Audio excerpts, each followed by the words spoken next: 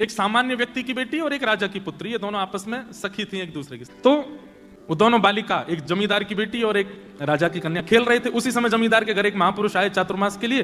तो संत अपनी बढ़िया ठाकुर जी निकाली, उनका सिंहासन रखें, उस पर शालिग्राम भगवान को विराजमान करें, पंचामृत अभिषेक करें। अब ये दोनों कन्या द्वार पर खड़ी खड़ी देख रही थी।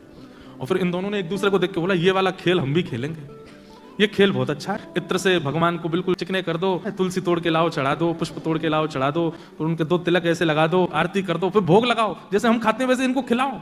ये खेल बहुत अच्छा, हमको भी खेलना है। अब वो दोनों बोली कि पहले सीख तो लें। तो रोज जाकर के बैठ जाती उन महापुरुष के पास और पूरी सेवा देखती कैसे करते हैं ये, और एक दूसरे से फिर बात करती, ऐसे करना है, फिर ऐसे करना है। वो बोलती ऐसे नहीं, बीच में ये भी तो करना है। बोले हाँ हाँ ये भी करना है। 4 महीने उनके देखने में ही निकल गए। अब 4 महीने बाद महापुरुष का जाने का समय आया। जैसे जाने को तैयार हुए तो अपने ठाकुर जी समेटने लगे। सवेरे सवेरे दोनों लाली आई, आकर के जैसे देखा ठाकुर जी उठा के बक्सा में धरे जा रहे हैं। दोनों रोने लगी, बोले ये क्या हो रहा है? ये महाराज जी जा रहे हैं। इतना रोई फूट फूट करके उन महाराज जी के चरणों में छोटी छोटी लाली। वो बोली महाराज जी आप चले जाओ, पर अपने ठाकुर जी हमको दे जाओ, हमने पूरी सेवा सीख ली इनकी। हम पूरे 4 महीने हम यही तो करती थी कि आप कैसे करते हो। तो महाराज जी छोटी सी लाली है, 4-5 साल की दोनों की आयु, कैसे करेंगी सेवा? आप हमसे पूछ लो, एक एक बात हमको पता है। सुबह इतने बजे उठाना है, फिर उसके बाद ठाकुर जी को दूध का भोग लगाना है, दूध के भोग के बाद फिर उनको गर्म जल से स्नान कराना है, फिर पंचामृत से स्नान कराना है, फिर शुद्ध वस्त्र से पहुंच करके इत्र लगाना है, फिर तिलक लगाना है, फिर उसके बाद ठाकुर जी को तुलसी अर्पित करनी है, फिर पुष्प चढ़ाना है, फिर भोग बना करके पधराना है। सब आता है हमको, आप अपने ठाकुर जी हमको दे जाओ। और कोई अपने ठाकुर जी कैसे दे सकता है? महाराज जी तो परेशान हो गए, बोले ये क्या होगा? तो महाराज जी बोले बड़ी विडंबना। तो वो जमींदार आ गया, बोले महाराज मेरी बेटी को ना दो चलेगा, फिर दूसरी राजा की बेटी है, अगर इसको नहीं दिया आपने और इसने जाके कहीं शिकायत अपने पिता से कर दी तो आप भी जानते हैं कि राजा की कहां तक पहुंचे। अगला चातुर्मास देख नहीं पाओगे आप। तो बोले हम तो गलत फंस गए। और बोलिए सुनिए, अगर आपने राजा की कन्या को दे दिया और मेरी कन्या को नहीं मिले तो फिर इन दोनों में वैसे कलेश चलेगा। तो राजा मेरी पुत्री और मुझको नगर से बाहर कर देंगे। बोले तुम जब तक यहां रहोगे कलेश करेगी तुम्हारी बेटी की, मुझे दो तो तुम भी बाहर जाओ, और हम महाराज सब बिगड़ जाएगा। ठाकुर जी तो फिर आ जाएंगे जीवन में, इनको दे जाओ हमारी बेटियों को। संत बोले ये कोई ऐसी खिलौना है, ये दे जाओ? मैं कैसे 50 साल से सेवा कर रहा हूं मैं इनकी, ऐसे कैसे दे जाऊंगा? तो बोले आप ही सोच लो फिर क्या करना है। तो संत बाहर से शालिग्राम जी जैसे दिखने वाले 2 पत्थर ले आए, और पत्थर ला करके वो पत्थर रख दिए सिंहासन पर, और अपने ठाकुर जी उठा के धर दिए नीचे सामान्य सी चौकी पर। दोनों कन्याओं को बुलाया, बोले इधर आओ। कन्या आई, बोले अच्छा देखो ठाकुर जी कहाँ हैं? बोले ऊपर बैठे हैं। बोले नीचे वाले? बोले हाँ ये भी ठाकुर जी। बोले नहीं, ऊपर वाले जो हैं वो ठाकुर जी हैं, नीचे वाले जो हैं ये सेवक हैं। अब बताओ तुमको सेवक चाहिए कि ठाकुर जी चाहिए? दोनों कन्या बोली नहीं हमको ठाकुर जी चाहिए, सेवक नहीं चाहिए। तो महात्मा बोले ठीक है, तो सेवक मैं ले जाऊं? बोले हाँ आप ले जाओ, सेवक असली ठाकुर जी थे। तो सामान्य से पत्थर दोनों कन्याओं को दे दिए। कन्या बोली इनका नाम क्या है ठाकुर जी का? महाराज जी बोल गए सिलपिल्ले भगवान। तो सिलपिल्ले भगवान। अब आप सोचना, ना कोई संप्रदाय है, ना कोई पद्धति है, ना कोई नियम है, ना किसी भी प्रकार का क्रम है, ना भगवान असली के हैं, केवल सामान्य गली का पत्थर है। नामकरण गुरु जी कर गए। अब वो जो बेटी थी जमींदार की वो अपने घर में सेवा करती, और जो राजा कन्या थी वो अपने राजभवन में सेवा करती, और दोनों जब मिलते तो अपने अपने सिलपिल्ले भगवान की बात करते। आज तूने क्या किया? आज मैंने खीर का भोग लगाया, आज मैंने गुड़ का भोग लगाया, आज मैंने ये किया, आज मैंने वो किया। और दोनों बड़ी प्रसन्न।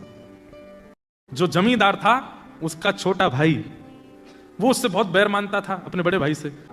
पैसे देकर के चोरों को बुलाया, कहा इसका पूरे घर का सब सामान चोरी करके और ले जाओ, और पीछे से मेरे घर में धर देना। लोगों को तो यही पता चलेगा चोरों ने चोरी की, ये थोड़ी पता चलेगा मैंने करवाया। चोर गए, आधी रात में पूरा घर चोरी कर लिया, उसमें सिलपिल्ले भगवान और ले गए जमींदार की बेटी के।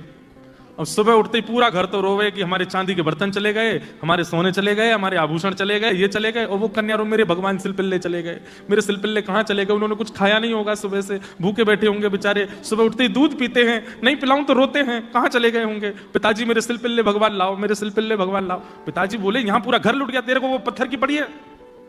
बोले पिताजी पत्थर नहीं है मेरे भगवान सिलपिल्ले हैं, वो खाते हैं, मैं खिलाती हूं उनको, उन मेरे साथ बैठते हैं, बात करते हैं मेरे से।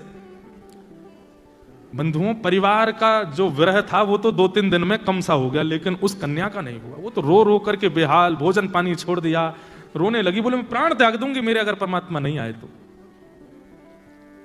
तो पिता ने कहा देख ये सब किया धरा तेरे चाचा का है, और हम सब जानते हैं कि सारा धन उसने अपने घर में धर रखा है, लेकिन क्या बताएं, समाज में उसकी छवि बढ़िया है, इसलिए कोई मानेगा नहीं। चोरों का इल्जाम लगा रहे हैं, चोर ले गए, लेकिन तू तो उसकी भतीजी है, तुझ पे तो थोड़ी दया आएगी उसको। तू चली जा उसके घर जाके कहते चाचा जी कुछ दो चाय मत दो, मेरे भगवान दे दो। तो बेटी चली गई, चाचा जी हमें पता है चोरी आपने करवाई हमारे घर में। ये सुनते ही चाचा तो बरसने लगा, तुझे किसने कहा मैंने चोरी करवाई है? बोले मैं आपको दोष देने नहीं आई हूं, मेरे सिलपिल्ले भगवान भीतर है, उनको दे दो, बाकी कुछ दो चाय मत दो। तो चाचा ने सोचा अगर मैंने सिलपिल्ले दे दिए तो प्रमाणित हो जाएगा ना कि चोरी मैंने ही करवाई है, ऐसे कैसे दे दूं? तो व्यंग में चाचा बोले तेरी भक्ति बहुत है, तू अपने घर से चल के यहां तक आई है, तो चल अपने सिलपिल्ले भगवान को बुला दे, अगर वो घर में हो तो खुद निकल के आ जाएंगे बाहर। इतना तो कर ही सकते हैं। उस कन्या ने आर्त भाव से नेत्रों में अश्रु भराए और दोनों भुजा खड़े करके, हे मेरे सिलपिल्ले नाथ, यदि मैंने भाव से आपकी सेवा की हो, यदि मैंने आपसे बहुत प्रेम किया हो, यदि आपकी सेवा में कोई चूक ना की हो, तो आप चल करके बाहर आ जाओ। इतना कहते ही वो सामान्य सा पत्थर हवा में तैरता हुआ आया और आकर के उस कन्या के हृदय से आकर के लग गया। देखते रह गए और सिलपिल्ले भगवान आकर के उस कन्या के हृदय से चिपक गए। वो चाचा ने जब देखे कि अपने आप भीतर से पत्थर उड़ करके आया और आके हृदय से लग गया, तो तुरंत नतमस्तक हो गया। बोले कि जिस घर में ऐसी भक्त कन्या है उस घर से मैं विद्रोह मानूं? सारा धन लेकर के गए, अपने भैया को अर्पित कर दिया और भैया को जाके बताई बात। तब परिवार के घर के लोगों ने ये माना, वो अब तक तो यही मानते थे कि पत्थर से खेलती है, तब उनको विश्वास हुआ कि नहीं ये तो साक्षात परमात्मा है।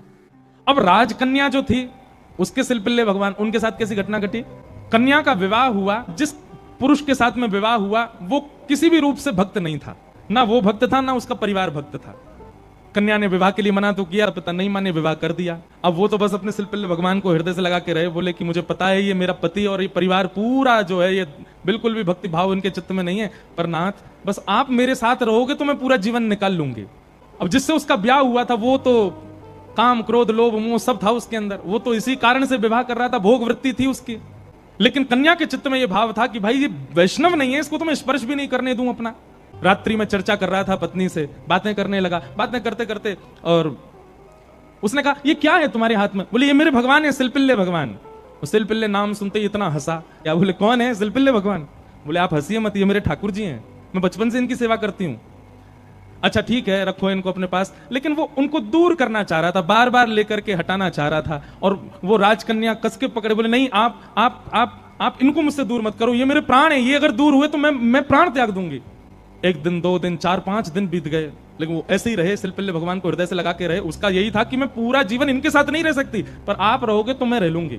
एक दिन उस राजकुमार को क्रोध आया और उसने जब हट पूर्वक हाथ हटाए और वो सिलपिल्ले भगवान को खींच करके और बाहर एक सरोवर था, सरोवर में फेंक दिया। जैसे ही सरोवर में फेंका वो राजकन्या वहीं मूर्छित होकर गिर पड़ी। पूरा परिवार इकट्ठा हो गया, सब लोग सोचने लगे, बोले अरे ये क्या हो गया, इसके कहीं प्राण ना निकल जाए, पूरे गांव में हमारी निंदा होगी, इसके पिताजी बहुत बड़े राजा हैं, हमको कारागृह में डाल देंगे। क्या किया तूने? बोले कुछ नहीं, पत्थर लगा, एक बैठी रहती थी, मैंने फेंक दिया तो नाटक कर रही है मूर्छा की।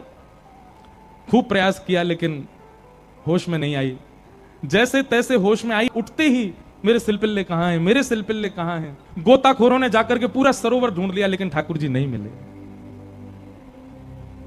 अंत तो गत्वा वही सरोवर के किनारे हट गई और रुदन करते हुए बोली, हे मेरे सिलपिल्ले नाथ, यदि मैंने वास्तव में बाल्यकाल से आपको अपना प्रियतम मान करके भेजा हो, आपकी निष्ठा से सेवा की हो, तो आप कृपा करके मेरे पास आ जाना। और यदि आप मेरे पास नहीं आए तो मैं एक क्षण और चिंतन नहीं करूंगी, तुरंत अपने प्राणों का परित्याग कर दूंगी। उसका पूरा परिवार खड़े होकर के देख रहा था। जैसे ही उसने कहा कि हे नाथ, यदि आप नहीं आए तो मैं प्राण त्याग दूंगी, ये बात कहते ही हाँ नाथ, हाँ नाथ, हाँ नाथ करुण क्रंदन करने लगी। तुरंत सरोवर में से अपने आप सिलपिल्ले भगवान निकल करके आए और उसकी छाती से आकर के लग गए। और ये दृश्य देख करके परिवार पूरा जो था वो तो नतमस्तक हो गया, सब देखते रह गए।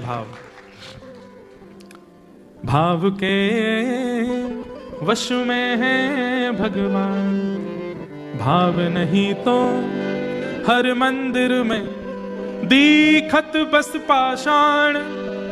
भाव होए तो जित देखूं तित प्रगट होए भगवान। भाव के वश में है भगवान।